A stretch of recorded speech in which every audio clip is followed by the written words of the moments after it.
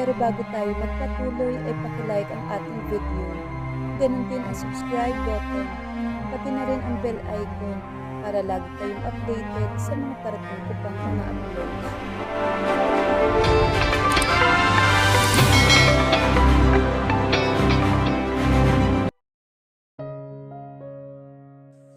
The CEO's Secret Wife. Tinignan kong muli ang oras at napabuntong hininga. 1 oras at kalahati nang lumipas mula nang dumating ako at di ko na mabilang ko ilang beses ko nang sinulyapan ang aking relo. Ang asawa ko, si Franco River, ay hindi sumipot. Dapat susunduin niya ako sa airport ngunit sigurado ko kasama niya ang kanyang girlfriend ngayon. Umiling ako at mapait na ngumiti sa isiping yon. Tumayo at kiniladkad ang aking sarili at maleta palabas ng paliparan. Kinasal kami ni Franco 3 taon ang nakakaraan. Ngunit matapos ang kasal nakatanggap ako ng alok mula sa aking dream university sa ibang bansa kaya doon ako nag-aral. Sa loob ng 3 taon hindi niya ako kinontak. Hindi kami nagkita at binuhos niya ang kanyang oras sa babaeng yon. Hinihintay ko siya ngunit wala siyang pinakitang pagmamahal. Ngayong nagbalik na ako, oras na para tapusin ang lahat. Pagdating sa bahay, nadatnan ko isang walang buhay na mansyon. Kailangan natin mag-usap? Ang text ko sa kanya. Ilang sandali pa bumukas ang pinto. Pumasok si Franco, nakasuot ng charcoal black suit, matangkad at puno ng otoridad. Ang kanyang aura kasing lamig ng yelo. Narito ka na pala, malamig niyang sabi. Mukhang gano'n na nga, sagot ko, pinipilit maging kalmado. Nag-email ng abogado ko sa'yo, sabi ni Franco habang niluluwagan ng kanyang korbata. Binuksan ko ang email, divorce agreement. Parang sinaksak ang puso ko. Lahat maayos, pipirmahan ko, sabi ko. Ngunit bago siya umalis, nag-utos siya. Puntahan mo si Sofia bukas. Sabihin mo sa kanya na may mahal ka ng iba para hindi siya makonsensya sa diborsyo natin. Dominante ang kanyang tinig, isang utos na hindi matatanggihan. Tumalikod siya at lumabas. Akala ko aalis na siya, ngunit nanatili ang kanyang kotse sa labas. Nang gabing yon, habang nakahiga ako sa dilim, may kumatok sa pinto ng aking silid. Siya yon. Nakatayo si Franco sa pintuan ng aking silid. Ang kanyang anino, tila lumalamon sa buong kwarto. Amoy mamahaling alak at sigarilyo ang humahalo sa kanyang malamig na pabango. Hindi ko alam kung bakit siya naririto. Akala ko sapat ng sakit na binigay niya sa akin kanina sa sala. Di ka pa natutulog, wika niya. Hindi yan tanong kundi isang obserbasyon. Palis na sana ako kung di ka kumatok. Matapang kong sagot, bagaman ang totoo, nanginginig ang aking mga tuhod. Pumasok siya sa loob ng di nagpapaalam at sinara ang pinto sa likuran niya. Ang tunog ng lock ay tila isang hatol sa akin. Gardner Street, yon ang binigay ko sa iyong property. Malaki yon para sa isang tao lang. Siguraduhin mong di ka magpapapasok ng kung sino-sinong lalaki doon habang dala mo pang apelido ko. Natawa ko ng mapait. Franco, hihilingin mo ang diborsyo tapos ngayon magdidikta ka kung sino bibisita sa akin? Wala ka nang pakialam doon. Sa isang iglap, nasa harap ko na siya. Mabilis ang kanyang kilos, dominante, puno ng otoridad. Hinawakan niya magkabilang braso ko at sinandala ko sa pader. Hanggat hindi pa basa ang tinta ng pirma mo sa dokumentong yon, asawa pa rin kita at ang sakin ay akin lang. Ang init ng kanyang hininga ay dumadambi sa aking balat. Isang kabaliktaran sa lamig ng kanyang pakikitungo. Sa loob ng 3 taon, ito ang unang pagkakataon na ganito kami kalapit. Ngunit ang dahilan hindi pagmamahal kundi pag-aari. Kinabukasan, ang langit ay tila nakikisama sa aking nararamdaman. Madilim at nagbabanta ng ulan. Sinundo ako ni Franco para pumunta sa ospital kung nasaan si Sofia. Sa loob ng sasakyan walang nagsasalita. Ang tanging naririnig ay ang tibok ng puso ko na tila sasabog na sa kaba. Tandaan mo ang sasabihin mo. Paalala niya habang inihinto ang kotse. Sabihin mo na ikaw may gustong makipaghiwalay dahil may hanap ka ng iba sa abroad. Huwag mo siyang hahayaan mag-isip na siya ang dahilan ng lahat ng to. Bakit kailangan ako magmukhang masama, Franco? Bakit kailangan ako ang magsakripisyo pati ng dignidad ko para sa babaeng kumuha sa asawa ko? Ang boses ko ay gumaralgal. Tumingin siya sa akin. Ang kanyang matay parang matigas na parang bato. Dahil siya ay mahina, Jennifer, at ikaw ay matapang, kaya mo to. Gustong sumigaw ng puso ko. Matapang ako dahil kailangan, hindi dahil gusto ko. Pero wala ko nagawa kundi bumaba at sumunod sa kanya. Sa loob ng suite ni Sofia, nadat na namin siya, nakasandal sa mga unan. Maganda siya, oo. Ngunit may kung anong aura sa kanya na hindi ko mawari. Nang makita niya ako, pilit siyang ngumiti. Jennifer, salamat at dumating ka. Gusto ko lang humingi ng tawad kung naging hadlang ako. Sabi ni Sofia sa mahinang tinig. Tiningnan ko si Franco. Nakatayo siya sa gilid, ang mga braso nakakrus sa kanyang dibdib. Ang tingin tila nagbabanta sa akin na sumunod sa script. Hindi ka hadlang, Sofia? Ang boses ko parang hindi sa akin. Ang totoo niyan, matagal na kaming tapos ni Franco. Sa 3 taon ko sa ibang bansa, nakatagpo ko ng lalaking tunay na nagpahalaga sa akin. Ang diborsyong to para sa sarili kong kaligayahan. Nakita ko ang mabilis na pagkunot ng noo ni Franco. Mga man yun ang gusto niyang marinig ko, tila hindi niya nagustuhan ang ideya na may ibang lalaki nga ako. Lumipas sa 1 linggo at lumipat na ako sa Gardner Street. Nagsimula na rin ako sa trabaho ko sa radio station kasama sa Diana. Ang programa ko, Liham ng Puso, ay naging mabilis sumikat. Bilang si DJ yan, binabasa ko mga kwento ng pag-ibig at kabiguan. Isang gabi habang nasa area ko, para sa ating sender ngayong gabi, ang payo ko simple lang. Huwag mong ipaglaban ng taong ikaw mismong binitawan. Ang pag-ibig ay hindi parang damit na kapag nagsawa ka itatapon mo at kapag malamig muli mong kukunin. May mga puso na kapag nadurog ay kahit anong pandikit ang gamitin mo, laging may bakas ng lamat. Hindi ko alam sa kabilang panig ng lungsod, nasa loob ng kanyang marangyang opisina si Franco. Ang radyo nakatutok sa aking frequency. Hawak niya isang baso ng scotch habang nakikinig sa aking boses. Alam niya ako yon. Ang bawat salitang binitawan ko ay tila mga palaso na tumatama sa kanyang konsensya. Biglang bumukas ang pinto ng kanyang opisina. Pumasok ang kanyang secretary. Sir, ang divorce papers, pinirmahan na po ni Mrs. River. Ipapadala na po ba sa korte? Tinignan ni Franco ang dokumento. Sa halip na matuwa, nakaramdam siya ng matinding sikip sa dibdib. Iwan mo muna yan dito, mariin niyang utos. Dahil sa sikat ng aking programa, inimbitahan ako at si Tiana sa isang charity gala. Nakasuot ako ng isang emerald green backless gown na bumabaka sa aking figura. Kasama namin ang co-host kong si Mark, isang gwapong lalaki na laging nagpapatawa sa akin. You look stunning, yan, mulong ni Mark habang inaalalayan ako sa paglalakad. Salamat, Mark. Nakangiti kong sagot, ngunit ang ngiti ko napawi na makita ko ang mga tao sa gitna ng hall. Si Franco, kasama si Sofia na nakasuot ng puting gown, tila isang bride to be. Nang magtama ang paningin namin ni Franco, tumigil ang mundo ko. Ang kanyang tingin ay tila nagningas sa galit habang nakatitig sa kamay ni Mark na nasa bewang ko. Hindi nakatiis si Franco. Iniwan niya si Sofia at naglakad patungo sa amin. Ang bawat takbang niya puno ng tensyon. Excuse me, malamig niyang sabi kay Mark. I need to talk to my wife. Ex-wife, Mr. River? Pagtatama ko, pilit na nagmamatapang. Hindi siya nakinig. Hinawakan niya ang pulsuhan ko at hinila ko palabas sa ballroom patungo sa isang bakanting pasilyo. Ano ba, Franco? Nasasaktan ako. Sigaw ko nang bitawan niya na ako. Sinong lalaking yon? Siya bang dahilan kung bakit gustong-gusto mong mapirmahan ng mga papel? Sigaw niya pabalik. Ang kanyang mukha ay pulang-pula sa galit. Wala kang karapatan na magselos. Ikaw ang nagtulak sa akin palayo. Ikaw ang nagbigay ng divorce papers. Hindi ako nagsiselos. Depensa niya. Ngulit ang kanyang mga mata nagsasabi ng iba. I am just protecting the family name. Ang sabihin mo hindi mo matanggap habang ikaw ay may Sofia. Ako ay nagsisimula na rin na maging masaya nang wala ka. Sa sobrang galit at tensyon, bigla sumandal si Franco sa akin at hinalikan ako ng marahas. Isang halik na puno ng pag-aari, galit, at isang bagay na matagal niya nang tinatago, pangungulila. Matapos ang gabing yon, sa gala naging mailap ako. Ngunit si Franco ay naging mas dominante at mapilit.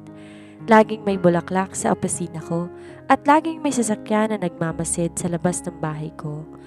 Isang hapon, habang naglalakad ako sa mall, nakita ko si Sofia sa loob ng isang boutique. Papasok sana ako para iwasan siya, pero narinig ko siya na may kausap na sa telepono. Yes, Doc. Ipagpatuloy mo na lang ang pagpapadala ng peking reports kay Franco. Malapit na kaming ikasal. Kapag nakuha ko ng yaman ng mga river, babayaran kita ng doble? Ano? Hindi, huwag kang mag-alala. Hindi niya mararaman na maayos sa puso ko ang lahat ng pag-atake ko ay acting lang.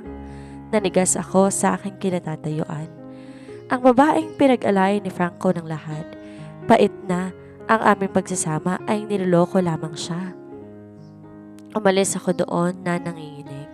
Kailangan kong sabihin si Franco, pero ang tanong, maniniwala ba siya sa akin? O iisipin niya na gumagawa lamang ako ng kwento para sirain sila? Dito ko napagtanto na ang laban na ito ay hindi na lang tungkol sa isang diborsyo. Ito ay tungkol sa katotohanan na matagal nang nakakubli sa ilalim ng kapangyarihan ng CEO. Hindi ako nakatulog ng gabing mismong marinig ko ang pag-uusap ni Sofia sa telepono. Ang bawat salita niya, ang tungkol sa peking sakit at ang pagkamit sa yaman ni Franco ay parang sirang plakang paulit-ulit sa isipan ko. Alam ko, kailangan kong kumilos. Hindi dahil gusto kong bawiin si Franco, kundi dahil hindi ko kayang makita na niloloko ang lalaking mahal ko ng buong buhay ko. Kinabukasan, pumunta ako sa River Global Tower. Ang mga empleyado napatingin sa akin. Alam nila na ako ang asawa ni Franco. Ngunit alam din nila ang balitang engaged na ito kay Sofia. Ma'am Jennifer, wala po kayong appointment. Pigil sa akin ang sekretary ni Franco. Tumabi ka. Asawa pa rin niya ako ayon sa batas. Malamig kong sabi. Pinamalas ko ang otoridad na natutunan ko sa loob ng 3 taon. Hindi na ako mahinang Sofia na basta-basta na lang inuutusan. Padabog kong binuksan ang pinto ng kanyang opisina. Nadatnan ko si Franco na nakatayo sa harap ng malaking salaming bintana, nakatanaw sa buong lungsod. Lumingon siya, ang kanyang kilay ay nagsalubong. Jennifer, I told you, I will call you regarding the signing. Aniya sa kanyang baritonong boses na puno ng pagod. Hindi ako naririto para sa diborsyo, Franco. Narito ako para sabihin sa'yo na niloloko ka ni Sofia. Narinig ko siya kahapon, wala siyang sakit. Pinapalso niya mga medical records para itali ka sa kanya. Sigaw ko. Naglakad siya papalapit sa akin. Ang kanyang aura naging mas madilim. Huminto siya, ilang pulgada lang ang layo sa akin. Jennifer, wag mong gamitin ang kalusugan ni Sofia para lang sirain siya. I know you're hurt but this is low even for you. Low? Franco, narinig ko siya mismo. Bakit ba napakabulag mo pagdating sa kanya? Bigla niyang hinawakan ng magkabilang balikat ko. Ang kanyang yakap ay mahigpit at dominante. Enough. Sofia is weak. She needs me. Ikaw, you are doing fine. May trabaho ka na. May mga lalaking umaaligid sa'yo. Just sign the papers and let us be happy. Tumulo na ang luha ko, hindi dahil sa sakit na hawak niya, kundi dahil sa sakit na hindi niya ako pinaniniwalaan. Sige, manatili kang bulag, pero huwag kang lalapit sa akin kapag nalaman mong tama nga ako. Matapos ang pag-aaway namin, naging mas mahigpit ang pagbabantay ni Franco sa akin. Hindi ko alam kung bakit, pero tila ayaw niya akong manawala sa paningin niya kahit tinataboy niya ako. Isang gabi pagkatapos ng aking radio shift, laking gulat ko na makita ko ang kanyang sasakyan sa parking lot ng station. Nakasandal siya sa pinto ng kotse, nakahalukip-kip at tila kanina pa naghihintay. What are you doing here? Tanong ko. Sumakay ka. Maikling utos niya. May sarili akong sasakyan. I said get in the car, Jennifer, at huwag mo kong pipilitin na buhatin ka sa harap ng mga katrabaho mo. Banta niya sa isang istriktong tono na alam kong hindi biro. Wala ko nagawa kundi sumunod. Sa loob ng sasakyan, ang katahimikan ay nakabibingi. Hanggang sa dinala niya ako sa isang restaurant na kaming dalawa lamang ang tao. Exclusive. Bakit tayo narito? Kailangan natin kumain. Masyado kang namumutla. Aniya habang hila-hilang upuan para sa akin. Bagaman ang kanyang mga kilos ay parang isang gentleman, ang kanyang mga mata ay nananatiling mapang-utos. Habang kumakain, bigla siyang nagtanong, "Totoo ba? May nahanap ka na ba talaga sa abroad?" Napatigil ako. "Bakit mo tinatanong? Hindi ba't yun ang gusto mong palabasin natin para hindi makonsensya si Sofia?" Hinampas niya ang lamesa. Di malakas pero sapat na para maglikha ng tunog. "Sagutin mo ang tanong ko, Yennefer, is there someone else? At kung meron man, ano naman sa'yo?" Hamon ko. Sa isang iglap, tumayo siya at lumapit sa akin. Hinawakan niya ang likod ng upuan ko at kinulong ako sa kanyang mga bisig. "I don't like sharing what's mine. Remember that?" Kahit pinagtatanggol ni Franco sa Sofia sa harap ko, nagsimula na siyang mag-imbestiga ng palihim. Hindi siya naging CEO ng isang $1 billion na kumpanya kung siya ay tanga. Ang mga salita ko, nag-iwan ng lamat sa kanyang tiwala kay Sofia. Isang gabi, pumasok siya sa kwarto ni Sofia sa kanilang pansyon nang hindi kumakatok. Nadatnan niya si Sofia na masayang kumakain ng steak at umiinom ng wine. Isang bagay na pinagbabawal sa isang taong malubha ang sakit sa puso. "Franco, I was just..." Nabitawan ni Sofia ang kanyang baso. "Akala ko ba hindi ka makabangon sa kama dahil sa panghihina?" Malamig na tanong ni Franco. "I felt a bit better today, sweetheart. Gusto ko lang mag-celebrate para sa nalalapit nating kasal." Pilit na paglalambing ni Sofia. Tinitigan siya ni Franco ng matagal. Sa sandaling iyon, naalala niyang mukha ko habang umiiyak sa kanyang opisina. Nakaramdam siya ng matinding inis sa kanyang sarili, ngunit nanatili siyang tahimik. "I see. Get some rest. We have a lot to talk about tomorrow." Umalis si Franco sa mansyon at nagmaneho ng mabilis. Hindi niya alam kung saan siya pupunta hanggang sa matagpuan niyang sarili sa tapat ng bahay ko sa Gardner Street. Nakita niyang nakabukas pang ilaw sa kwarto ko. Kinuha niya ang kanyang phone at nag-dial. Hindi ko na sana sasagutin pero alam ko hindi siya titigil. "Hello? Yennefer, lumabas ka," mahina niyang sabi. Wala nang dominante niyang boses, tila may pait at pagod doon. "Gabi na, Franco. Ano na naman ang kailangan mo? Just come out, please." Nang lumabas ako, nakita ko siyang nakaupo sa hood ng kanyang kotse, nakatingala sa langit. Nang makita niya ako, agad siyang tumayo. Lumapit siya at bago pa ako makapagsalita, niyakap niya ako ng mahigpit. "I'm sorry," bulong niya sa leg ko. "I am so sorry, Yan." Nanigas ako. "Para saan?" "Para sa lahat. Para sa 3 taon na hinayaan kitang mag-isa. Para sa hindi paniniwala sa'yo. Para sa pagiging isang gago." Naramdaman ko ang init ng kanyang katawan at ang pamilyar na amoy ang naminahal ko. Gusto ko siyang itulak. Gusto ko siyang saktahan gaya ng ginawa niya sa akin, pero ang puso ko tila nakahanap na naman ng rason para lumambot. "Huli na ba, Yennefer? Huli na ba para itamang lahat?" Tanong niya habang nakatitig sa aking mga mata. Ang kanyang mga mata na dati sinlamig ng yelo ngayon puno ng nagbabagang pagsisisi. Ngunit ang galit na isang babaeng na bulgar ang lihim ay hindi dapat baliwalain.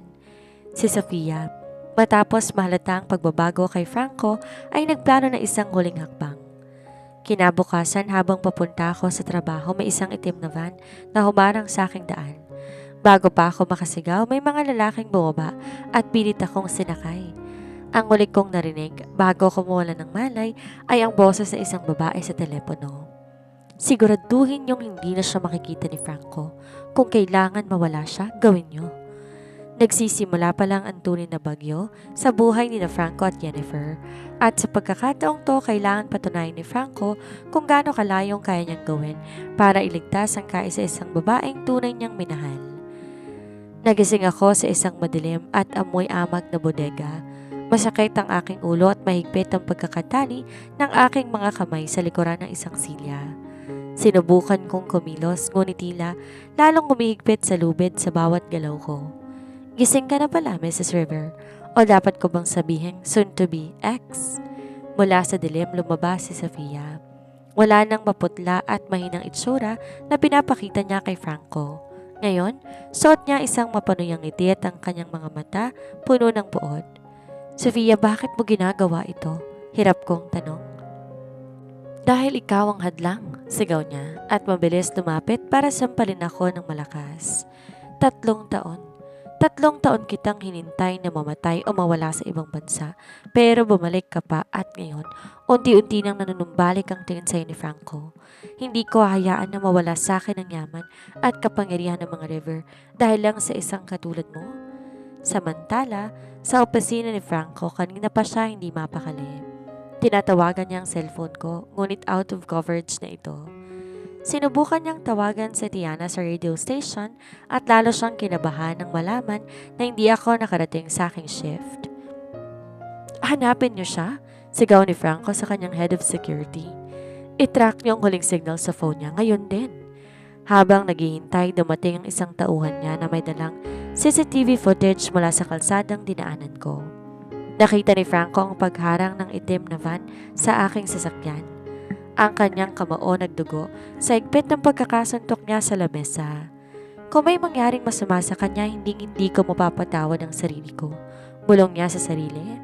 Ang kanyang tinig ay nanginginig sa takot at galit. Biglang tumunog ang kanyang private phone. Isang unknown number. Franco, darling. Ang boses ni Sofia.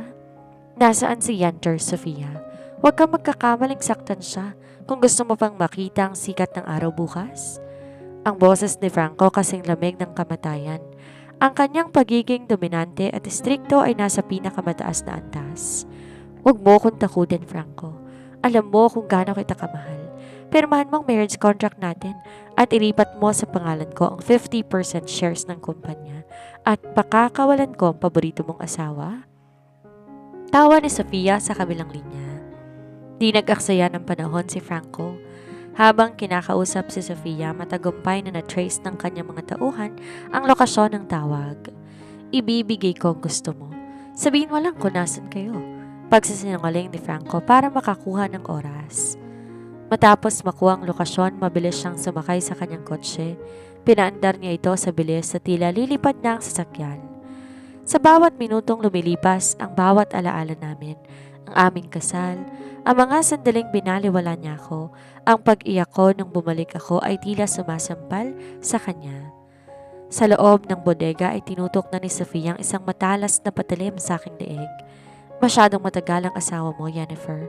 Siguro mas mahalaga pa rin sa kanya ang pera kaysa sa'yo. Hindi mo siya kilala, Sofia? Sagot ko habang tumutulong aking luha. Papatayin ka niya. Sakto pagkatapos kong sabihin yon, bumukas sa malaking pinto ng bodega. Pumasok ang mga tauhang armado ni Franco at sa gitna nila ay ang aking asawa.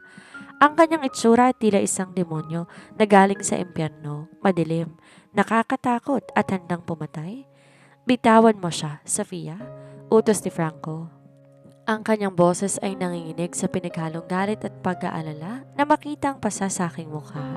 Huwag kang lalapit, papatayin ko siya, hiyaw ni Sofia. Lalong binaon ang patalim sa balat ko, ngunit hindi natinig si Franco. Patuloy siyang naglakad ng dahan-dahan, ang kanyang mga mata nakatitig ng diretso kay Sofia. Saktan mo siya ng kahit bahagya lang at sisiguraduhin ko magmamakaawa ka para sa kamatayan mo. Pinapangako ko sa iyan bilang isang river. Dahil sa takot sa otoridad na bumabalot kay Franco, nanginig ang kamay ni Sofia. Sa isang mabilis na pagkakataon, binaril ng head of security ang kamay ni Sofia sanhi upang mabitawan niya ang kutsilyo. Mabilis tumakbo si Franco sa akin. Kailangan niya na ang aking mga tali at niyakap ako ng sobrang higpit. Yan, I'm here. I'm so sorry. I'm so sorry. Dinala ko ni Franco sa ospital, ngunit sa pagkakataong to, hindi niya ako iniwan kahit isang segundo. Siya mismo nag-asikaso sa lahat. Ang mga doktor at nurse ay takot sa kanya dahil sa kanyang pagiging istrikto sa bawat detalye ng aking paggaling. Franco, kailangan mo rin magpahinga, sabi ko sa kanya. Isang gabi, habang nakaupo siya sa tabi ng aking kama. Hawak ang aking kamay. Umiling siya. Hindi na kita hahayaan pa na mawala sa paningin kong muli. Jennifer, ang mga divorce papers natin sinunog ko na. Napatitig ako sa kanya. Bakit? Dahil hindi kita bibitawan. Alam kong napakagago ko. Alam ko kailangan kong pagbayaran ng 3 taon na sinayang ko. Pero parang awa mo na. Bigyan mo ko ng pagkakataon na maging asawa mo ulit. Hindi bilang isang lihim, kundi bilang lalaking ipagmamalaki mo sa buong mundo. Hinalikan niya ang aking palad habang may luhang pumapatak mula sa kanyang mga mata.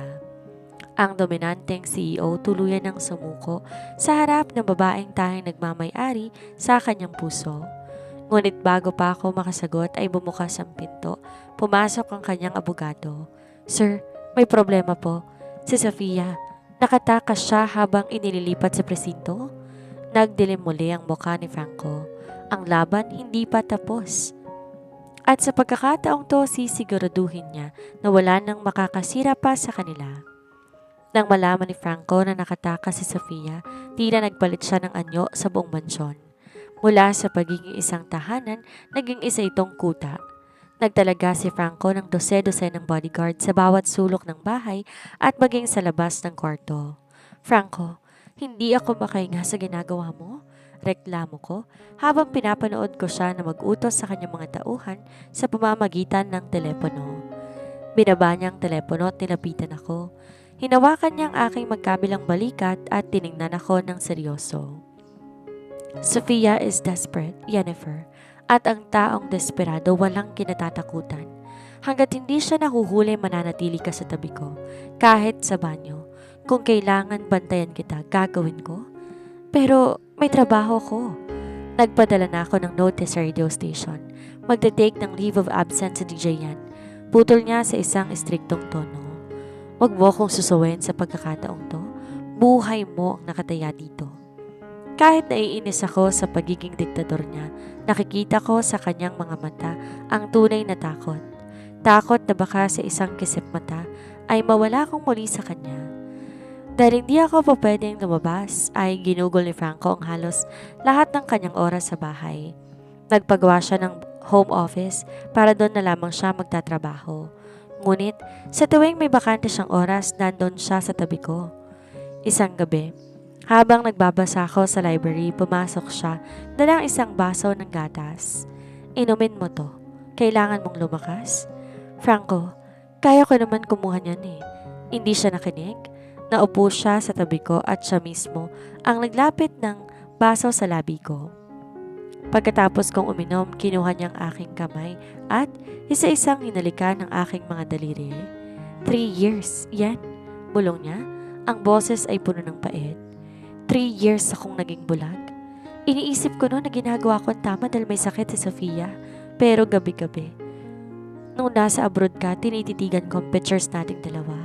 Galit ako sa sarili ko dahil hindi ko magawang kalimutan ka kahit pa pilit kitang tinataboy. "Bakit hindi mo ako tinawagan?" Tanong ko. Naramdaman ko ang muling pagkirot ng puso ko. Dahil natatakot ako na kapag narinig ko ang boses mo, susuko ako at susunduin kita dyan. At nung panahon yon, akala ko kailangan ako ni Sofia para mabuhay siya. I thought I was being a hero, but I was just a fool. Upang makabawi, sinimula ni Franco ang panliligaw. Hindi niya nagawa ng bago kami kasal. Araw-araw, may dumarating mga paborito kong pagkain mula sa pinakamamahaling restaurant. Mga libro na matagal ko nang gustong basahin at mga bulaklak na puno ng mensahe ng pagsisisi. Isang gabi, nagulat ako nang ihanda niya ang dining area. May mga kandila, malambot na musika at siya mismo ang nagluto. Hindi ko alam, nagluluto palang isang Franco River. Biro ko habang tinitingnan ang steak na inihain niya. "Marami ka pang hindi alam tungkol sa asawa mo, Yennefer, at handa akong gugulin ang natitirang bahagi ng buhay ko para ipakita sa iyong lahat ng yon." Sagot niya ng may kaseryosohan. Habang kumakain, bigla niyang nilabas ang isang maliit na velvet box. Sa loob nito ay isang aming wedding ring, ang singsing na iniwan ko sa kanya nung umalis ako papunta ng abroad. "Hindi ko to tinapon," sabi niya. "Dinala ko to sa bawat meeting, sa bawat bansa na pinuntahan ko. Ito ang paalala ko na kahit gaano ko kalayo, may asawa ko naghihintay. O dati, naghihintay?" Inawakan niya ang kamay ko. "Yennefer, alam ko, hindi sapat ng sorry pero hayaan mong isuot ko to sa'yo muli. Hindi bilang isang lihim kundi bilang tanda na ikaw ay reyna ng buhay ko." Sa gitna ng aming hapunan, biglang tumunog ang intercom sa gate. Isang delivery rider ang may dalang package para kay Franco. Nang buksan to ng security, laking gulat nila na makitang isang dugoang piraso ng puting tela. Isang piraso ng damit na suot ni Sofia nung huli siyang makita. May kasama tong sulat. Akala mo ba tapos na tayo, Franco? Kung hindi ka magiging akin, walang pwedeng magmay-ari sa'yo. Sisiguraduhin ko, sa sunod mong makikita si Jennifer sa loob na siya ng kabaong. Nabitawan ni Franco ang baso ng wine na hawak niya. Ang galit sa kanyang mukha hindi may paliwanag. Agad siyang tumayo at niyakap ako ng protektado. Security, i-lockdown ang buong property, walang papasok at walang lalabas. Sigaw niya. Di na makatagal si Franco sa paghihintay. Alam niya, hanggat malaya si Sofia, hindi kami magiging ligtas. Kailangan ko siyang harapin, sabi ni Franco habang nag-aayos ng kanyang barel. No, Franco, mapanganib. Baka patibong lamang to? Pigil ko sa kanya. Habang hawak ang kanyang braso, humarap siya sa akin at hinawakan ng aking mukha. Yan, hindi ako papayag na mamuhay ka sa takot habang buhay. Ako nagdala ng panganib na to sa buhay mo at ako ang tatapos dito. Dito ka lang, huwag kang aalis sa tabi ng mga guards. Hinalikan niya ako ng mabilis ngunit puno ng pagnanasa at pangako. Babalik ako at pagbalik ko wala ng lihim, wala ng takot, tayo na lang dalawa. Umalis si Franco kasama ng kanyang mga tauhan. Iniwan akong nanginginig sa takot para sa kanyang buhay. Sa sandaling yon napagtanto ko na kahit gaano kasakit ang ginawa niya, hindi ko kayang mawala siya. Ang pag-ibig ko para sa kanya ay mas matindi pa sa anumang galit na nararamdaman ko. Habang niintay ko ang kanyang pagbabalik, isang aninong gumalaw sa labas ng aking bintana. Ang mga guards abala sa gate. Hindi nila napansin ang pagpasok ng isang tao sa likod ng mansyon. Bumukas ang pinto ng kwarto ko. Hello, Jennifer. Miss me? Si Sofia at sa pagkakataong to may hawak na siyang barel. Nakatayo si Sofia sa tapat ng pinto, gusot ang damit, bakas sa kanyang mga matang kabaliwan. Ang baril na hawak niya, nakatutok ng diretso sa aking dibdib. Paano siya nakapasok? Paano niya nalusutan ang mga tauhan ni Franco? Akala mo ba ligtas ka na sa loob ng gintong kulungan na to? Tawa ni Sofia. Isang tawa nakakapangilabot. Si Franco, masyado siyang nag-focus sa gate. Hindi niya alam. Matagal ko nang binayaran ng isa sa mga hardinero dito para sa susi ng secret passage sa likod. Sofia, ibaba mo ang baril. Pilit kong pinapakalma ang aking boses kahit nanginginig ang buong katawan ko. Hindi mo to kailangan gawin. Kung papatayin mo ko, mas lalo ka lang mawawalan ng pagkakataon kay Franco. Wala na akong pakialam, sigaw niya. Kung hindi siya magiging akin, mas mabuti pa na mabulok kaming lahat sa impyerno. Sinida mo ang pangarap ko, Jennifer. Ako dapat ang reyna ng mga river. Habang dinadakdak ako ni Sofia, dahan-dahan kong kinakapa ang alarm button sa ilalim ng lamesa sa tabi ko. Ngunit bago ko pa to mapindot, isang putok ng baril ang umalingaw-ngaw. Napasigaw ako at napapikit, inasahan ng sakit. Ngunit sa halip akong tamaan, narinig ko isang malakas na kalabog. Pagdilat ko, nakita ko si Franco, duguan ang kanyang balikat. Pumasok siya ng silid sa eksaktong sandali na kinalabit ni Sofia ang baril at hinarang niya ang kanyang sariling katawan upang protektahan ako. Franco! Sigaw ko. Tumakbo ko sa kanya habang siya'y napaluhod sa sahig. Huwag kang lalapit sa kanya, hiyaw ni Sofia. Akmang puputok muli ng mabilis na makapasok ang mga security at mapalibutan siya. Sa isang iglap na agaw ang baril kay Sofia at pinadapa siya sa sahig kahit may sugat sa balikat. Tumayo si Franco. Ang kanyang mukha ay hindi nakakikitaan ng kahit anong awa.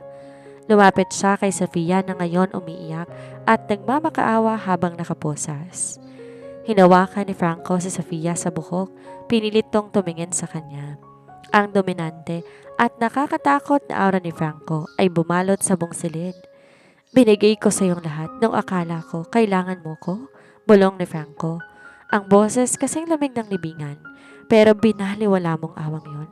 Sinubukan mong patayin ng kaisa-isang babaeng mahal ko, Sofia. Sisiguraduhin ko ang bawat segundo ng buhay mo sa loob ng kulungan ay magiging isang buhay na impyerno. I will use every cent I have to make sure you never see the light of day again. Franco, please. Mahal kita. Pagsasumamo ni Sofia. Huwag mong madungisan ng salitang mahal gamit ang bibig mo. Huling sabi ni Franco bago siya senyasan ng mga pulis na ilayo na ito. Nang mawala ng gulo, doon lamang bumigay si Franco. Napasandal siya sa pader. Hawak ang dugong balikat. Agad ko siyang inalalayan. Bakit mo ginawa yon? Bakit ka bumalik? Tanong ko habang umiiyak. Hindi ko kayang iwan ka. Yan? Mahina niyang sagot. Habang nasa biyaya ko, nakaramdam ako ng kakaiba. Alam ko, may mali. Salamat sa Diyos, umabot ako. Dinala siya sa ospital. Habang nililinis ang kanyang sugat, di niya binitawan ang kamay ko. Jennifer, tawag niya sa akin sa gitna ng kadiliman ng kwarto sa ospital. Nung akala ko matatamaan ka, doon ko napagtanto na wala palang kwentang yaman. At kung wala ka sa tabi ko, I spent 3 years being a CEO, but I failed at being a husband. Can you ever forgive a man who almost let you die? Tinitigan ko si Franco. Ang lalaking to dating napaka-istrikto, napakalamig at tila walang pakiramdam.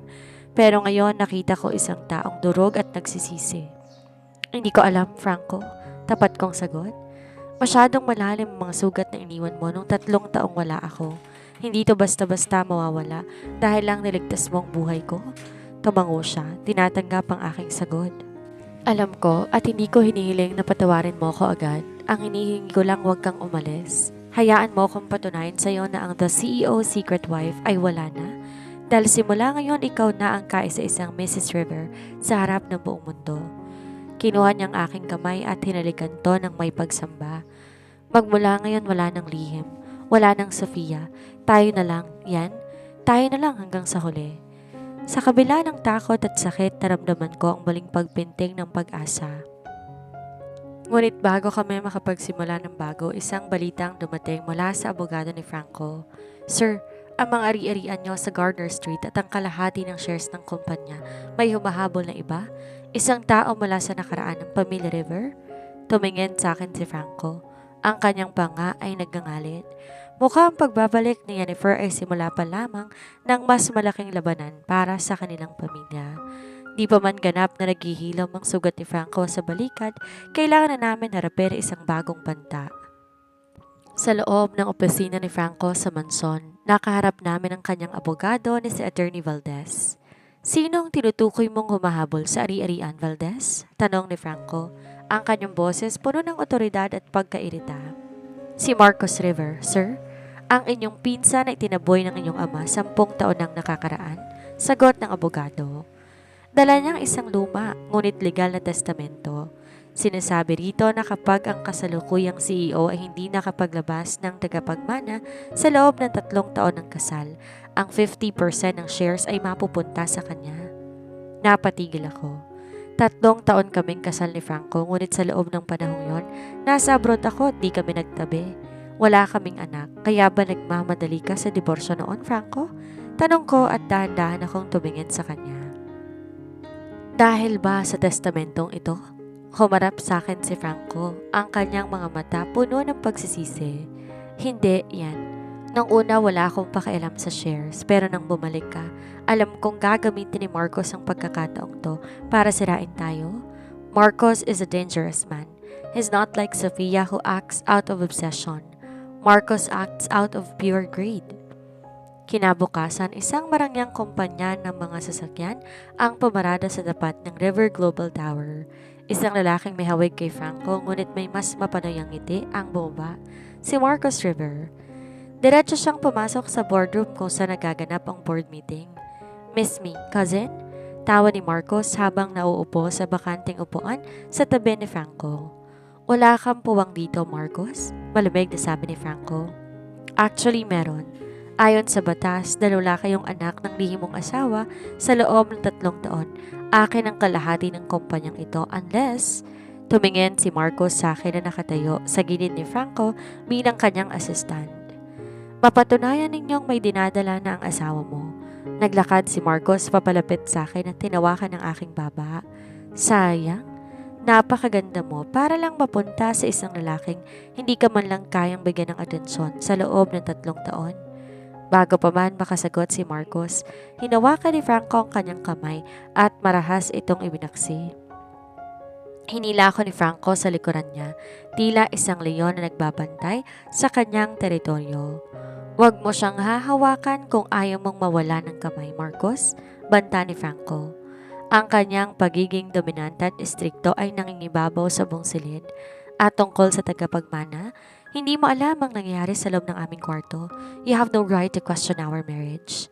Dahil sa banta ni Marcos, lalo naging mapag-angkin si Franco. Pag-uwi namin ng mansyon, di niya ako hinayaan lumayo sa kanya. Kailangan natin magpanggap, Jennifer, sabi niya habang nasa loob kami ng aming silid. Magpanggap na ano? Nabuntis ka. Yun lang ang paraan para mapigil si Marcos sa pagkuha ng shares hanggat di natin napapatunay na peke ang testamentong hawak niya. Franco, pagod na ako magpanggap. Una, naging lihim mong asawa ko. Pangalawa, nagpanggap akong may ibang mahal para kay Sofia. Ngayon naman magpapanggap akong buntis. Ang boses ko mataas na sa emosyon. Hinawakan ni Franco ang mukha ko gamit ang kanyang dalawang kamay. This is the last one. I promise. Protektado kita. Hindi ko hayaan na saktan ka ni Marcos gaya ng ginawa ni Sofia. Gawin natin to para sa kumpanya, para sa atin. Sa loob ng silid, habang nag-aayos kami ng aming plano, naramdaman ko ang kakaibang tinig ni Franco. Hindi na ito titig na isang CEO sa kanyang asawa. Ito ay titig na isang lalaking uhaw sa pag-ibig na matagal niya nang ipinagkait sa sarili. Yan, bulong niya. Nilapit niya ang kanyang mukha sa akin hanggang sa magdampi ang aming mga noo. What if we don't have to pretend? Nanlaki ang mga mata ko. Anong ibig mong sabihin? I love you. I've always loved you. I was just too proud and too stupid to admit it. Hinalikan niya ang dulo ng ilong ko. Gusto kong maging totoong lahat. Ang kasal natin, ang pamilyang bubuuin natin.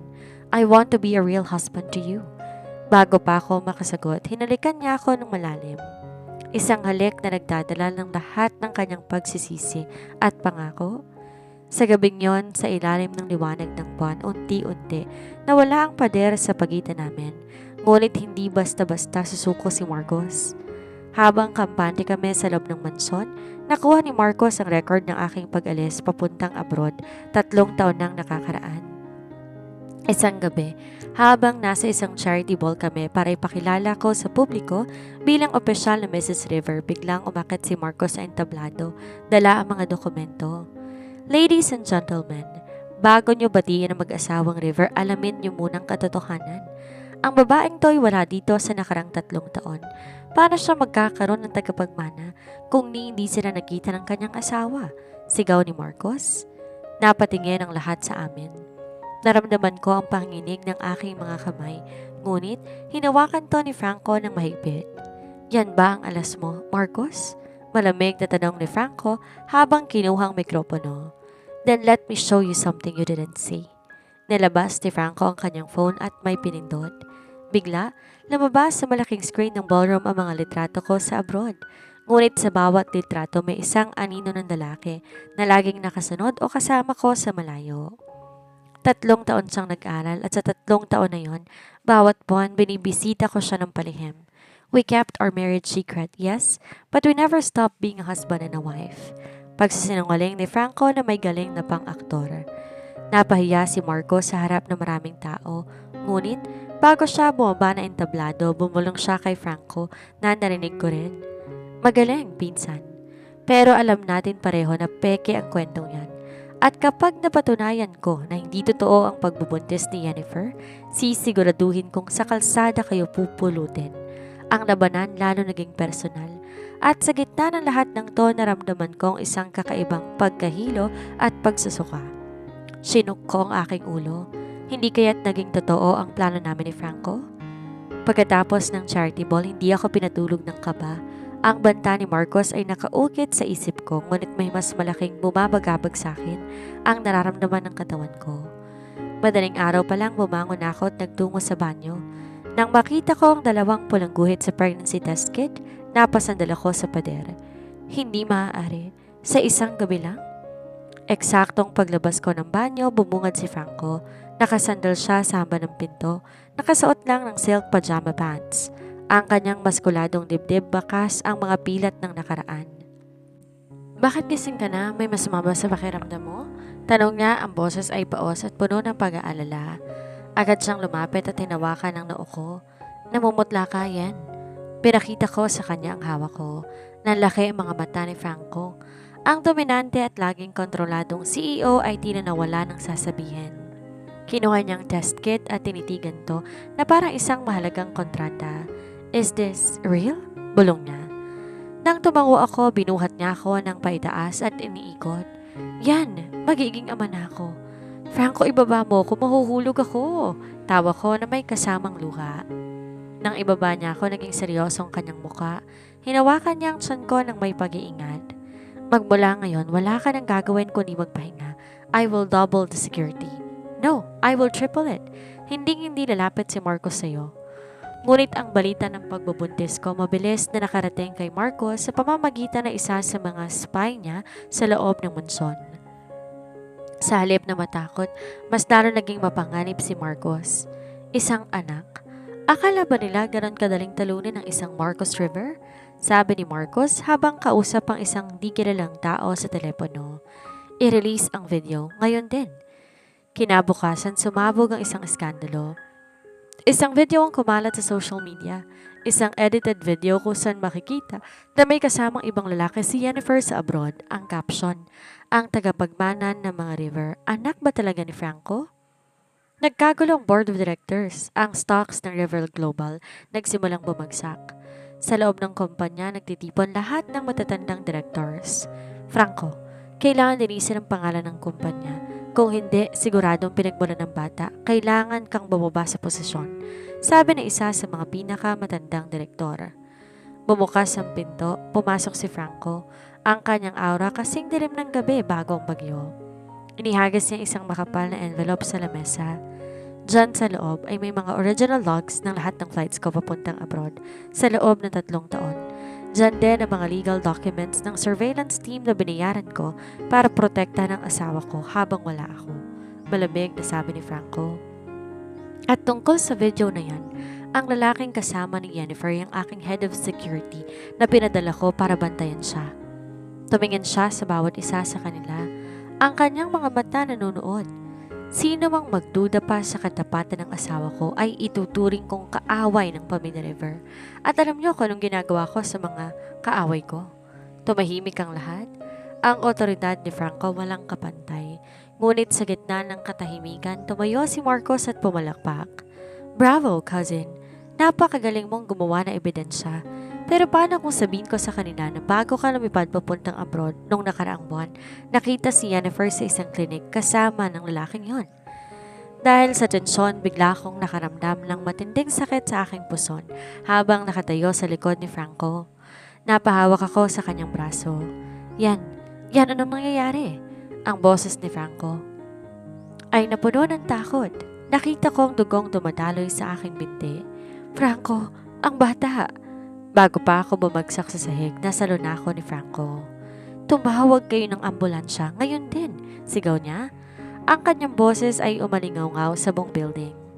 Tumingin siya kay Marcos na nakangisi lamang. Kung may mangyayaring masama sa asawa at sa anak ko, Marcos, hindi kulungan ang babagsakan mo. Sisiguraduhin kong hihilingin mo na sana hindi ka na lamang isinilang. Sa ospital, hindi mapakali si Franco. Ang kanyang mga kamay puno ng dugo ng kanyang asawa at anak. Dumating ang kanyang ina, ang magandang ginang River na dati hindi ako gusto. Franco, anak, kumalma ka, sabi ng kanyang ina. Kumalma? Ma, muntik na siyang mawala noon dahil kay Sofia. Ngayon naman dahil sa kasakiman ni Marcos. Hindi ako titigil hanggat hindi ko nadudurog ang bawat buto ni Marcos. Lumabas ang doktor mula sa emergency room. Mr. River, maayos nang lagay na inyong asawa. Ngunit ang bata, masyadong mahina ang kapit nito dahil sa sobrang stress. Kailangan niyang manatili sa ospital sa ilalim ng mahigpit na obserbasyon. Pumasok si Franco sa kwarto ko. Nakita niya akong nakahiga, maputla at may tubo sa katawan. Naupo siya sa tabi ko at umiyak. Isang bagay na hindi niya kailanman ginawa sa harap ng ibang tao. Yan, patawarin mo ko. Akala ko kaya kitang protektahan. Akala ko sapat na ang kapangyarihan ko. Bulong niya habang inahalikan ng kamay ko. Dahan-dahan kong minulat ang aking mga mata. Franco, ang bata. Lalaban siya, yan. Lalaban tayo? Aniya na may bagong determinasyon. At habang nagpapagaling ka rito, tatapusin ko lahat ng to. I will show Marcos why I am the CEO of this empire. Lumabas si Franco sa kwarto at tinawagan ng kanyang pinagkakatiwalaang tauhan. Ilabas ang black file ni Marcos. Oras na para mabulok siya sa kung saan siya nararapat. Ngunit sa labas ng ospital, isang hindi kilalang sasakyan ang nagmamasid. Hindi pa tapos si Marcos at mukhang may balak pa siyang mas masama kaysa sa mga nauna. Sa loob ng 3 araw, hindi umalis si Franco sa tabi ng aking kama sa ospital. Ang kanyang opisina ay nilipat niya sa mismong tapat ng aking suite. Ang sinamang secretary o board member na gustong kumausap sa kanya, kailangan dumaan sa 3 layer ng security. Franco, kailangan mong matulog. May itim na ang ilalim ng mga mata mo. Mahina akong sabi habang inahaplos ang kanyang pisngi. Kinuha niya ang kamay ko at hinalikan ang aking palad. Hindi ako makatulog hanggat hindi ko nasisigurado na ligtas kayo ng anak natin.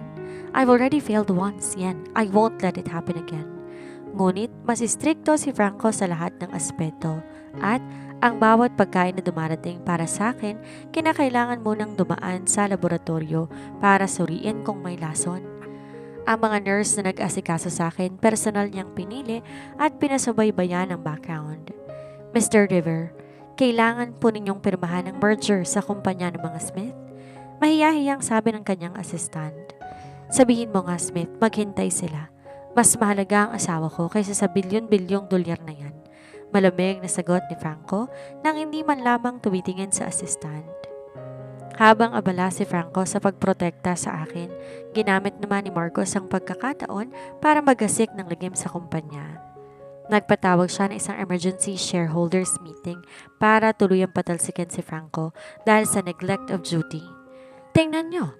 Ang ating CEO mas inuuna isang babaeng hindi man lang natin sigurado kung totoong dinadala kaysa sa kinabukasan ninyo. Sigaw ni Marcos sa harap ng mga investors. Ngunit, bago pa man makasagot ang mga board members, bumukas ang pintuan sa boardroom. Lumitaw ang mukha ni Franco, nakasuot ng suit ngunit bakas ang bagsik sa kanyang mga mata. Marcos, akala mo ba hindi ko alam ang mga ginagawa mo? Sabi ni Franco sa video call. Habang nagsasalita ka dyan, ang mga pulis nasa labas na ng iyong penthouse.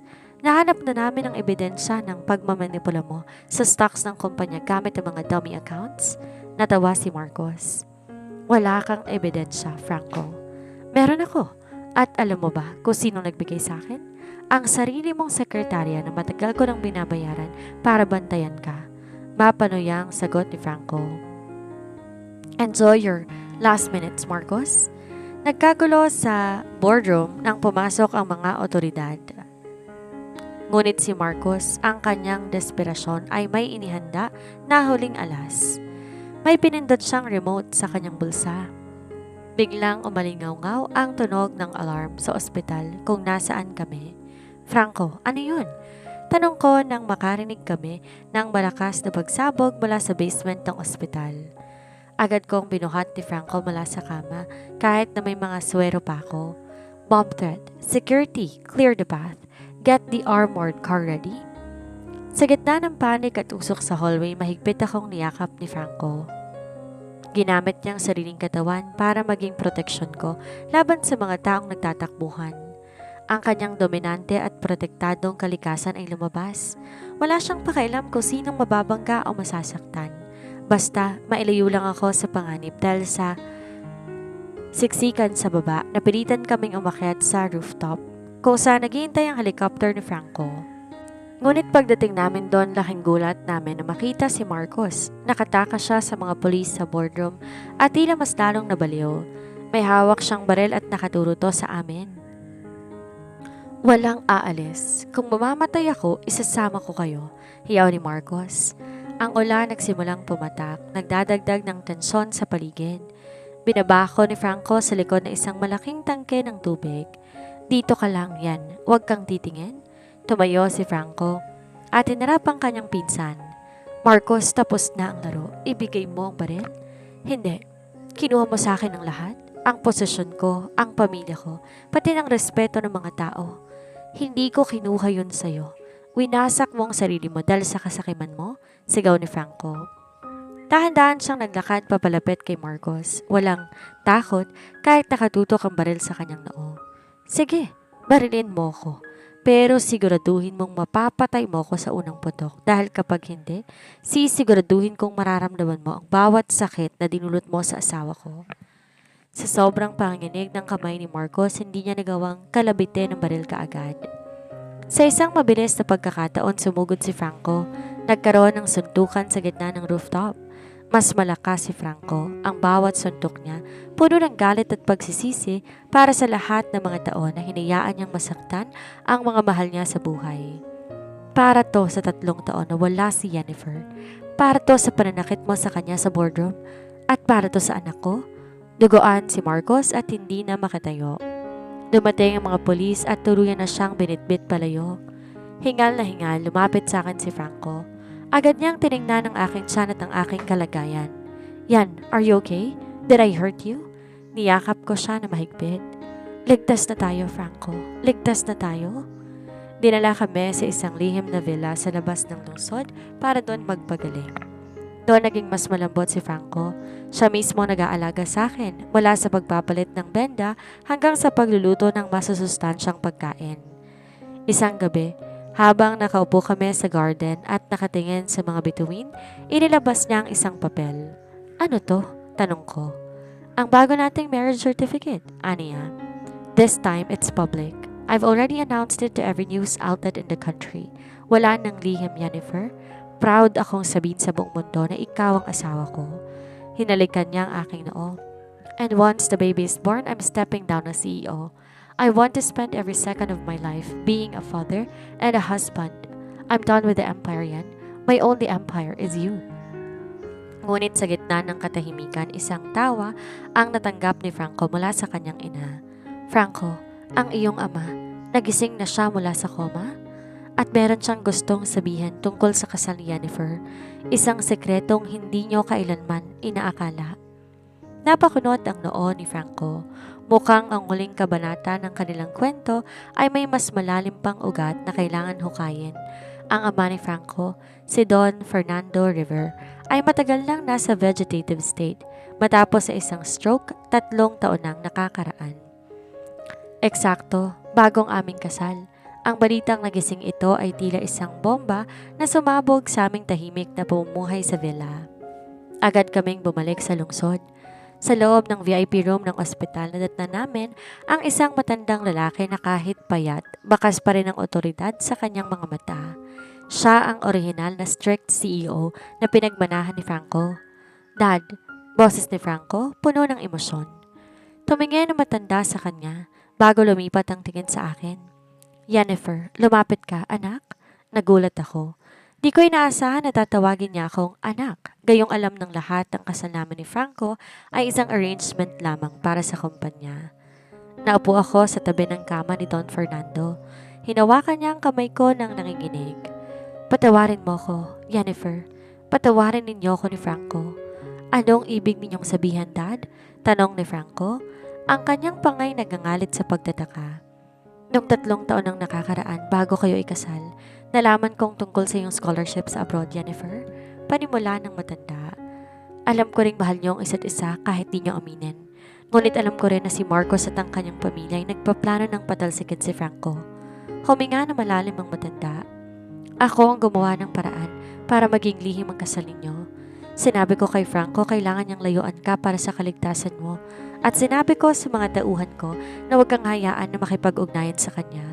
I wanted to protect you from the dirty politics of the River family. Akala ko kapag malayo ka, hindi ka nila gagamitin laban kay Franco. Napabitaw si Franco sa pagkakahawak sa silya. Kaya pala bawat sulat ko at tawag sa kanya laging nakablock. Ikaw may gawa nun? Ginawa ko yun para maging matatag ka, Franco. Para matuto kang lumaban ng mag-isa. Pero di ko inakalang aabot sa ganito na masasaktan ko kayong dalawa ng ganito kalalim. Pag-amin ng matanda na may kasamang luhang pumapatak. Matapos ang pag-uusap na yon, lumabas si Franco ng kwarto nang hindi nagsasalita. Sinundan ko siya hanggang sa rooftop ng ospital. Sinuntok niya ang pader sa sobrang galit. 3 taon yan. 3 taon nating inisip na binaliwala natin ang isa't isa. 3 taon akong nagpakalunod sa trabaho at kunwaring pag-aalaga kay Sofia dahil akala ko kinalimutan mo na ako. Hiyaw niya. Ang kanyang dominante at matigas sa tindig ay tila gumuho. Niyakap ko siya mula sa likuran. Franco, tapos na yun. Ang mahalaga na laman natin ang totoo. Hindi mo ako binitawan at hindi kita kinalimutan. Pinaglaruan lang tayo ng pagkakataon. Humarap siya sa akin. Ang kanyang mga mata nagdininga sa determinasyon. Hindi na maling mangyayari to. Magmula ngayon wala nang pwedeng makialam sa atin. Kahit ang sarili kong ama. Dahil sa pagising ni Don Fernando, unti-unti, nalinis lahat ng dumi sa kumpanya. Si Marcos tuluyan ang nabulok sa kulungan at ang mga board members na kumampi sa kanya, isa-isang tinanggal ni Franco nang walang awa. Mr. Thompson, you're fired. Mr. Garcia, I'll see you in court for embezzlement. Malamig na utos ni Franco sa boardroom. Wala siyang itinira. Ang kanyang pagiging strict ay nasa rurok nito. Gusto niyang siguraduhin ang kumpanyang mamanahin ng aming anak malinis at ligtas. Franco, masyado ka namang malupit. Biro ko habang nasa opisina niya kami. Hindi to kalupitan yan. Ito ay proteksyon. Aniya habang hila-hila ko paupo sa kanyang kandungan. I promise to protect you and our baby, and that includes destroying everyone who even thinks of hurting you. Upang tuluyang tapusin ang secret wife era, nagdesisyon si Franco na magdaos na isang engranding renewal of vows. Gusto niyang makita ng buong mundo kung gaano niya ako kamahal. Sa araw ng seremonya, suot kong isang napakagandang puting gown na gawa sa isang tanyag na designer. Habang naglalakad ako sa aisle, nakikita ko si Franco sa dulo. Matikas, gwapo, at may mga matang para sa akin lang. I, Franco River, take you, Yennefer, not as a secret but as my life, my queen, and the mother of my children. Panata niya sa harap ng libo-libong bisita at mga kamera ng media. I spent years hiding you, but today, I stand proud to tell the world that I am doing without you. Hinalikan niya ako ng buong pagsinta, isang halik na selyo ng aming bagong simula. Habang masayang lahat sa reception, isang di kilalang lalaki ang lumapit sa guard sa labas at nag-iwan ng isang itim na rosas. May kalakip itong card. Ang akala nyo tapos ng lahat dahil wala na si Marcos at Sofia? Hindi nyo pa nakikilala ang tunay na nagmamay-ari ng apelidong River. See you soon, Mrs. River. Nang makarating ang card kay Franco, hindi siya natakot. Sa halip, ngumiti siya na nakakatakot. May ngiti na isang lalaking handang pumatay para sa kanyang pamilya. Yan, baka may bago tayong bisita, bulong niya habang yakap ako sa dance floor. But don't worry, this time I won't just protect you. I will hunt them down before pa sila makalapit sa'yo. Sino ba ang kalabang ito? At ano ang kinalaman niya sa madilim na kasaysayan ng pamilya River? Ang laban ni Franco para sa kanyang secret wife ay tila pagpasok sa isang madugong yugto. Ang gabi na dapat ay puno ng kagalakan. Dahil sa aming renewal of vows ay nabalot ng tensyon dahil sa akin at hinubad ang aking suot na alahas na may matinding pag-iingat. Franco, ano nakasulat doon? Wala to yan. Isang baliw lang na naghahanap ng atensyon. Huwag mong hahayaan na masira nito ang gabi natin. May isang rosas at may isang misteryosong card. Di pinakita ni Franco sa akin ang card nung una, ngunit alam ko ang bawat galaw niya. Hindi ako naniwala. Huwag mo ko ituring na parang bata, Franco. Asawa mo ko? Sabay nating harapin sina Sofia at Marcos. Sabihin mo sa akin ang totoo. Napabuntong hininga siya at binigay ang card. Namabasa ko ang pangalan, nakaramdam ako ng kilabot. Ang tunay na nagmamay-ari ng apelidong River. Sino siya? Bulong ko. Si Sebastian River, sagot ni Franco. Ang boses parang galing sa ilalim ng lupa. Ang aking nakatatandang kapatid sa labas. Ang anak ni Dad sa babaeng minahal niya bago niya pinakasalan si Mom. Ang lalaking tinago ng pamilya sa loob ng 3 dekada. Hindi nagtagal nagpapakita ang misteryosong lalaki. Sa gitna ng isang mahalagang charity auction na dinilahan namin ni Franco, isang lalaking kamukhang-kamukha ni Franco ang pumasok. Kung si Franco may aura na isang disiplinadong hari, ang lalaking to may aura na isang mapanganib na rebelde.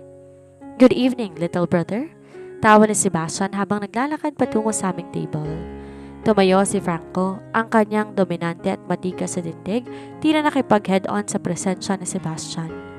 Anong ginagawa mo rito, Sebastian? Akala ko ba malinaw ang kasunduan niyo ni Dad? Mananatili ka sa London kapalit ng sustento mo. Nagbagong isip ko, sagot na Sebastian bago bumaling sa akin. So, ito palang secret wife na naging usap-usapan. Mas maganda ka sa personal, Yennefer. Sayang at napunta ka sa isang lalaking kailangan itago ka sa loob ng 3 taon. Sa isang iglap, hinawakan ni Franco ang kwelyo ni Sebastian. Nagkagulo ang mga tao sa paligid. Huwag mong banggitin ang pangalan niya gamit ang marumi mong bibig. Franco, tama na. Pigil ko sa kanya. Ayoko magkaroon ng iskandalong sisira sa imahe niya bilang CEO. Kinabukasan nalaman namin na si Sebastian ay hindi lang bumalik para manggulo. Bumili siya ng malaking porsyento ng shares ng kumpanya mula sa mga dating kakampi ni Marcos. Ngayon, may karapatan na siyang maupo sa board. I am the firstborn, Franco, daglara ni Sebastian sa loob ng boardroom. Ayon sa tradisyon ng mga River, ang panganay ang dapat na CEO. Tinago lang ako ni Dad dahil sa iskandalo, pero ngayong gising na siya, kailangan nating ayusin ang lahat. Naging mas istrikto at mas workaholic si Franco. Halos hindi na siya natutulog para lang masigurado na hindi makakakuha ng kontrol sa Sebastian. Ngunit sa bawat paglabas ko ng bahay, laging naroon ang mga tauhan ni Sebastian na tila nagmamasid. Franco, natatakot ako. Sabi ko isang gabi habang nakikita ko siya umiinom ng alak sa library. Si Sebastian, iba siya kina Marcos at Sofia, mas matalino siya, mas mapanganib. Hinila ako ni Franco paupo sa kanyang kandungan at sinandalang kanyang ulo sa aking dibdib. I know yan, but I promise you over my dead body, bago niya makuhang kahit ano sa atin, especially you. Isang araw, habang wala si Franco dahil sa isang out-of-town meeting, nagawa ni Sebastian makapasok sa garden ng mansion sa pamamagitan ng pagpapanggap na isang delivery personnel. Alam mo, Yennefer, panimula ni Sebastian habang nakatayo sa likuran ko. Masyadong seryoso si Franco, masyadong by the book. Hindi ba naging boring ang buhay mo sa loob ng 3 taon na wala siya? Pwede kitang bigyan ng buhay na hindi mo nararanasan sa kanya. Umalis ka rito, Sebastian, matapang kong sabi. Mahal ko ang asawa ko at kahit anong gawin mo, hindi mo kami masisira. Natawa si Sebastian. Mahal? O baka obligasyon? Alam mo ba na nasa abroad ka, may isang babae si Franco na palaging kasama sa mga business trips niya? Hindi si Sofia kundi isang babaeng nagngangalang Isabella. Ang babaeng tunay niyang minahal bago ka dumating? Napatigil ako. Isabella. Yon ang pangalang narinig ko sa mga chismis noon, pero akala ko wala lang yon. Nang bumalik si Franco ng gabing yon, hindi ko mapigilang magtanong. Franco, sino si Isabella?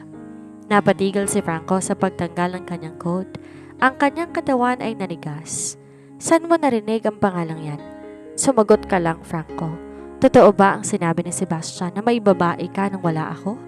Humarap sa amin si Franco, ang kanyang mga mata puno ng galit, hindi sa akin kundi sa katotohanan na nabuksan na nakaraan. Isabella is dead, Yennefer. She was my fiancée before we met. She died in an accident that I still blame myself for.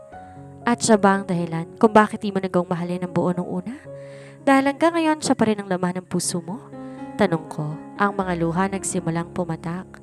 Hindi sumagot si Franco, ang katahimikan niya ay tila isang kumpirmasyon. Lumabas siya ng kwarto at iniwan akong mag-isa. Sa gitna ng aming alita nakatanggap kami ng balita, isang malaking sunog ang nagaganap sa isa sa mga warehouse ng River Global at ang masama, may mga report na may mga tao sa loob. Agad sumugod si Franco sa site. Sa gitna ng apoy nakita niya si Sebastian ang inatupag ni Franco. Nakatayo sa labas, nakangisi. Ito na ang simula ng pagbagsak mo, Franco. Kapag nalaman ng media na substandard ang mga fire safety ng warehouse mo, tapos ka na, banta ni Sebastian. Ngunit hindi si Sebastian ang pinansin ni Franco. Narinig niyang sigaw ng isang bata mula sa loob ng nasusunog na gusali. Kahit mapanganib pumasok si Franco, ang dominante at mapagligtas na kalikasan niya ay nangingibabaw. Franco, wag! Sigaw ko nang makarating sa site. Lumipas ang ilang minuto na parang oras hanggang lumabas si Franco mula sa makapal na usok, bit-bit ng isang maliit na bata. Duguan siya at tila hindi makahinga, pero bago siya mawalan ng malay, tiningnan niya ako. Yan, Isabella was the past. You are my present and my only future. Patawarin mo ko kung nagduda ka. Bulong niya bago tuluyan bumagsak. Habang sinusugod si Franco sa ambulansya, lumapit sa akin si Sebastian. Matapang ang asawa mo pero tingnan natin kung hanggang saan ang tapang niya kapag nalaman niyang buhay si Isabella at ako ang nagtatago sa kanya. Nanlaki ang mga mata ko. Buhay si Isabella? Kung totoo yun, anong mangyayari sa aming pagsasama ni Franco? Ang bagyong dala ni Sebastian ay tila wawasak sa lahat ng aming binuo. Nanigas ako sa kinatatayuan ko habang pinapanood ang ambulansyang naglalayo kay Franco. Ang mga salita ni Sebastian ay parang laso na unti-unting pumapatay sa akin. Buhay si Isabella, ang babaeng naging mitsa ng panalamig ni Franco sa akin noon. Ang babaeng inakala niyang pumanaw na ay buhay at hawak ng kanya pinakamortal na kaaway. Huwag kang magsinungaling, Sebastian. Sigaw ko sa gitna ng ingay ng mga bumbero at sirena. Nakita ni Franco ang aksidente. Siya mismong nagdibing sa kanya. Natawa si Sebastian, isang tawang puno ng panunuya. Masyadong malinis magtrabaho ang mga river.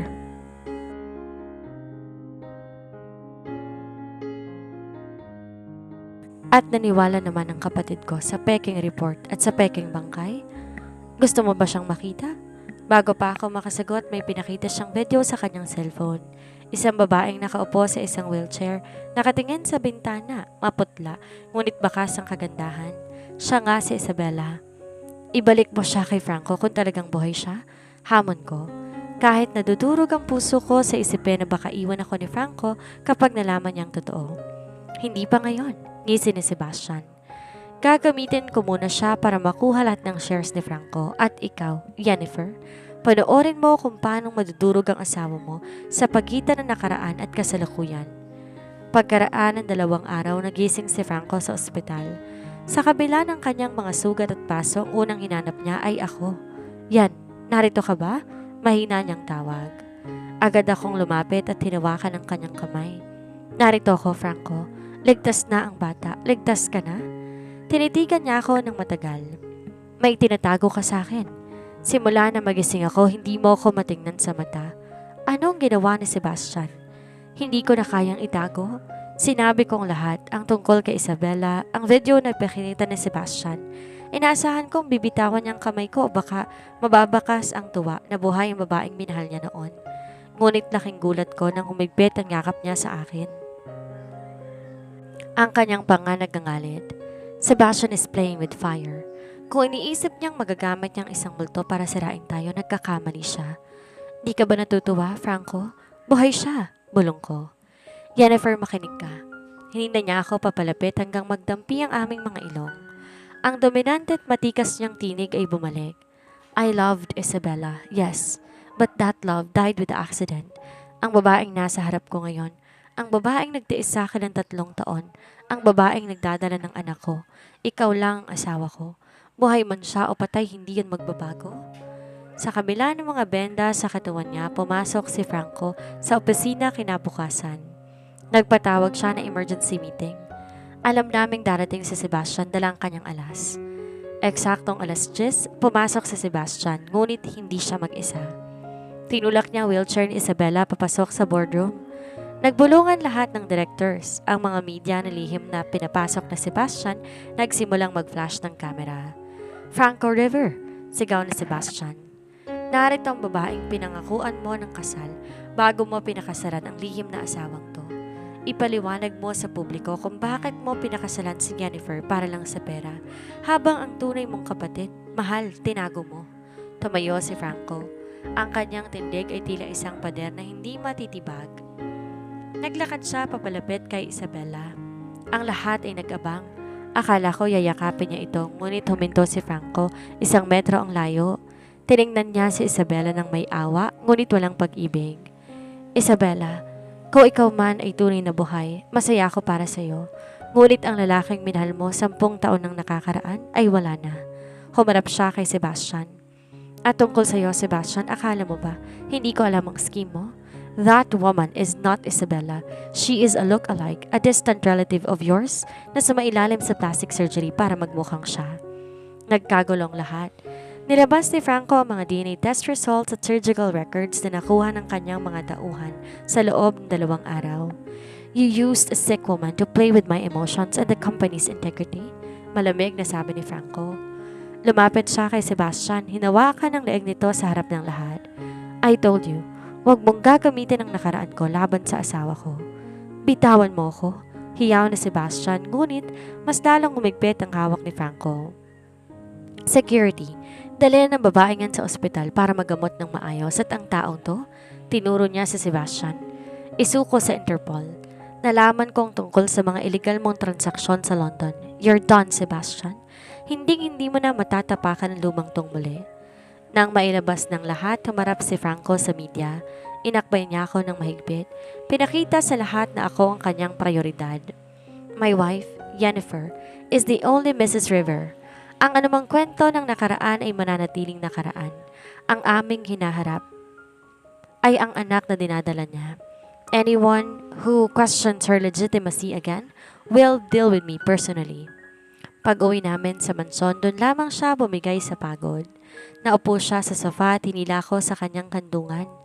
Natatakot ka ba, Yan? Na baka iwan kita para sa kanya? Tanong niya habang hinahalikan ng aking leeg. Naisip ko lang na baka mas matimbang ang nakaraan ng sakripisyong ginawa mo para sa akin. Bulong niya. You are my anchor, Jennifer. Simula ngayon, wala nang lihim. Wala nang multo, just us.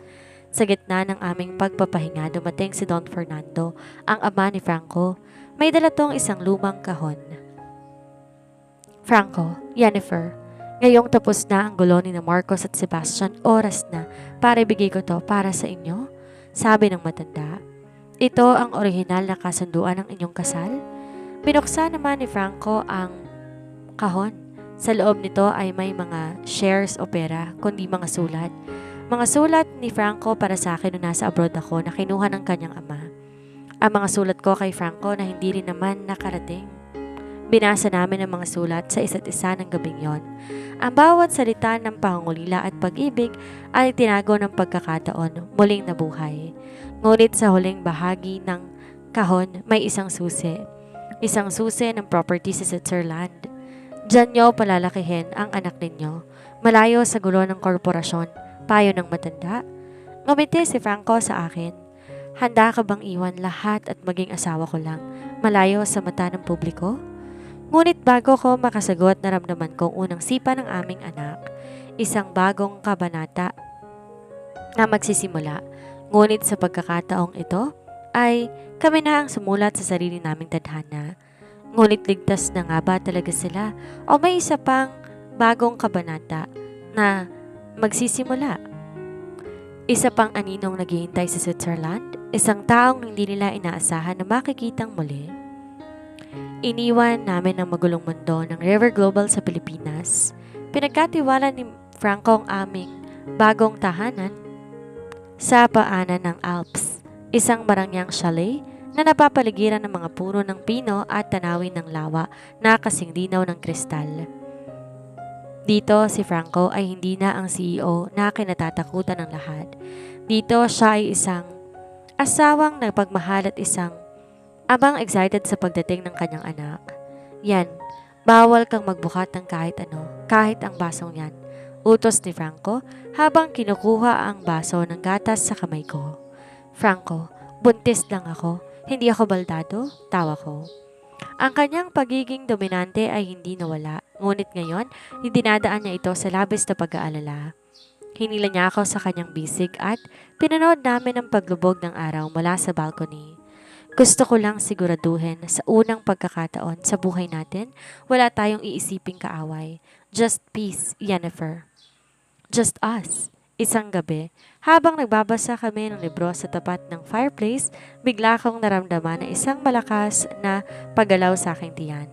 Franco, halika rito, tawag ko sa kanya. Mabilis siyang lumapit at inilapit ang kanyang malaking palad sa aking tiyan. Nang maramdaman niya ang sipa ng aming anak, nanlaki ang kanyang mga mata. Dahan-dahan lumabas sa mga luha, isang bagay na bihira kong makita. He's strong, yan, just like his mother, bulong niya. Pagkatapos tumod siya at kinausap ang aking tiyan. Makinig ka, maliit na River. Hinding-hindi mo mararanasan ang mundong kinalakan mo. Poprotektahan kita ng buhay ko. You will grow up knowing my love. Sa sandaling yon, naramdaman ko na sa wakas, nahanap na namin ang kaligayahan na ninakaw sa amin ng 3 taon, pero ang katahimikan ay tila isang babala.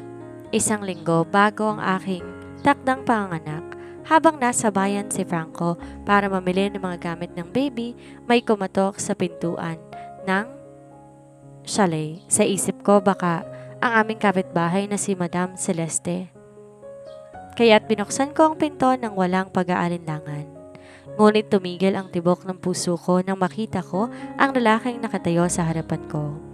Nakasuot siya ng mamahaling coat. May hawak na tungkod at ang kanyang mukha puno ng peklat mula sa isang lumang aksidente. Sino ka? Tanong ko. Kahit may bahagi na ng isip kong nakakakilala sa mga mata niya. Hindi mo ba ako nakikilala, Jennifer? Ang boses niya ay pao sa tila ng galing sa hukay. Ako ang lalaking dapat ay nagmamay-ari ng lahat bago pa isilang si Franco. Ako ang totoong panganay. Ang lalaking inakala ng lahat na namatay sa sunog sa lumang mansyon 30 taon nang nakakaraan. Siya si Gabriel River, ang kapatid ni Don Fernando na matagal nang binalitang namatay. Hindi ako makakilos. Anong kailangan mo?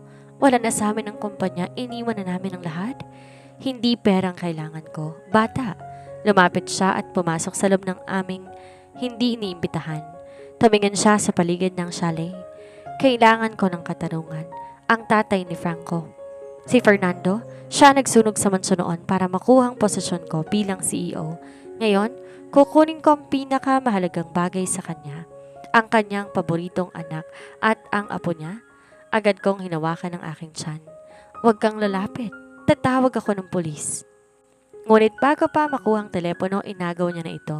Huwag kang mag-alala, hindi kita sasaktan. Pa, hihintay natin si Franco. Gusto ko makita ang mukha niya kapag nalaman niya ng buong buhay niya ay tinayo sa isang kasinungalingan at dugo. Narinig namin ang tunog ng sasakyan ni Franco. Pumasok siya sa loob na may dalang mga shopping bags, nakangiti. Hanggang sa makita niya si Gabriel na nakaturo sa isang maliit na patalim sa aking direksyon. Ang mga bag na dala ni Franco ay nalaglag sa sahig.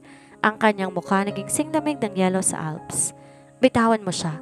Ang boses ni Franco hindi pa sigaw, ngunit puno ng panganib. Ito ang boses ng isang CEO na handang pumatay. Hindi mo kilalang kinalaban mo. Kilala kita, Franco. Kamukhang kamukha mo ang iyong traitor na ama. Tawa ni Gabriel. Ibigay mo sa akin ang access codes ng Global Swiss accounts ng Pamilya River at hahayaan ko kayong mabuhay. Huminga na malalim si Franco. Dahan-dahan niyang tinaas ang kanyang mga kamay. Sige, kukunin ko ang laptop ko sa library. Huwag mong sasaktan ang asawa ko. Habang kinukuha ni Franco ang laptop, sinubukan ko mag-isip ng paraan. Ngunit, biglang nakaramdam ako ng matinding sakit. Franco, ang baby, makanganak na ako. Nataranta si Gabriel sa ingay ko. Iyon ang pagkakataon na hinihintay ni Franco.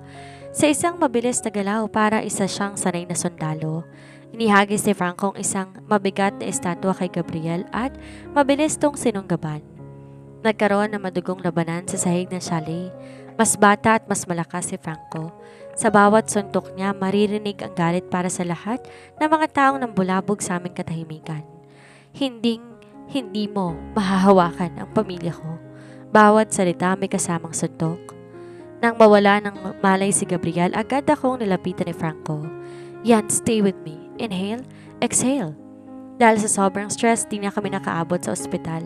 Sa loob ng aming chalet, sa gitna ng malamig na gabi sa Switzerland, si Franco mismong tumulong sa amin. Ang lalaking dati tayong panulat at kontrata lang ang hawak, ngayon dugo ang nag-aalay sa kanyang asawa. Kaya mo to, yan. I'm here. I am not leaving you. Bulong niya habang pinupunasan ng pawis ko. Sa huling malakas na pag-iri, narinig ang isang malakas na iyak, isang sanggol na lalaki. Binuhat ni Franco ang bata na may panginginig ang mga kamay. He's here, yan. He's here. Dumating ang mga otoridad at binitbit si Gabriel River. Nalaman na siya pala'y matagal nang wanted sa Interpol para sa iba't ibang krimen sa Europa. Makalipas ang ilang linggo, habang nakaupo kami sa labas ng chalet kasama ng aming anak na si Alexander Franco River, tinignan ko si Franco. Tapos na ba talaga, Franco? Wala na bang lilitaw na kapatid, pinsan o tiyuhin? Biro ko. Ngumiti si Franco. Isang tunay na ngiti na aabot sa kanyang mga mata. Kahit sino pang lumitaw, yan. They will have to go through me. This is my empire now. Ikaw at si Alex, and I am a very territorial king. Hinalikan niya ako ng matagal, isang halik na puno ng pangako. Ang lihim na asawa hindi na lihim. Siya ng reyna ng pinakamahalagang kumpanya sa mundo, ang Pamilya River.